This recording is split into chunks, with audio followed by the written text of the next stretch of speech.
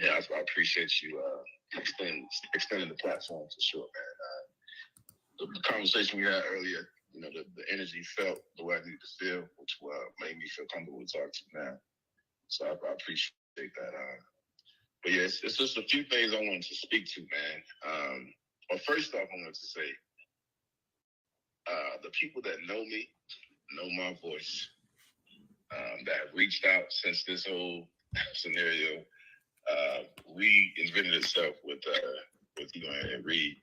I appreciate the DMs and the calls, and because people that know me know that this isn't something that I would slide about. You know what I'm saying? Like, and one thing that I'm clear on more now than ever is that the church, because that's the space that Reid is in, people are just going to believe in that. And that's just something that we got to deal with. Is people are going to believe him, and it's just going to be that. Even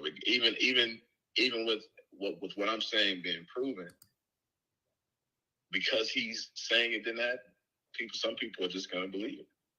You know what I'm saying? Even with evidence, etc., that none of that will matter to some people. So that's just what we got to deal with. So it is what it is, man. But I appreciate everybody that's reached out to me. You know who you are, so I appreciate the support. But yeah, I wanted to speak to the age thing. So I'm gonna start there. So this whole narrative that he's trying to push, it's been the basis of why he's saying everything I've ever said was false. Well, brother. So before you get to the age thing, the people that don't know what's going on, whatever you're alleging Larry Reid has done, just let them know that before you get to the age thing. Let them know, because a lot of people. Well, let me just open it like this. So I have a police report, right? I have a police report in front of me from Raleigh Police Department, right? And it says sex offense, forcible fondling.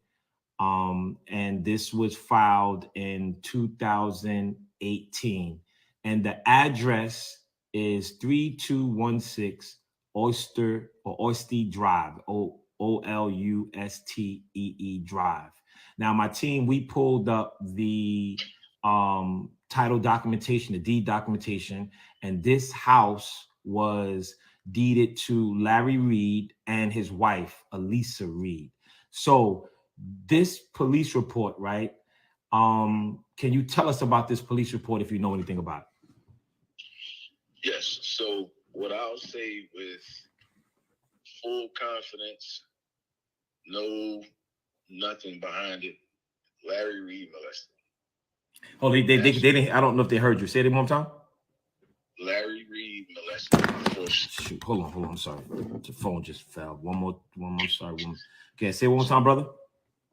Larry Reid, he for sure molested. Wow. And this didn't happen. I saw he was trying to say that. Well, I'll get to that in a second. But so the police report that's filed. So when it was filed, so when I first spoke to the detective, they had to give. And he needed me to give a physical address at the time. That was the only address. I lived with him in a couple of different locations. So he moved around quite a bit during that time. And I lived with him at several different locations.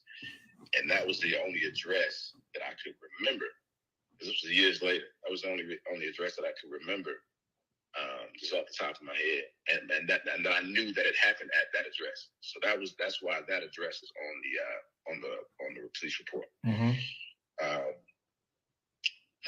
Getting to the age thing. So one of the other guys I talked to, it was a couple years ago, I did an interview with a guy, and me talking quick, I said 14. I met him early 2006. It was, I can't remember the exact month, but it was like January, February, March, somewhere in there, right? And from there that's when I met him. But the actual inappropriate behavior started maybe a few months after that. But to the actual age, I want to just make that clear. I was 15 when it happened. And he wants to push this narrative of me being 14 and all that. But like the reality is, this man did something inappropriate with a teenager, a child. So do you want to get into what he did, brother, really quickly?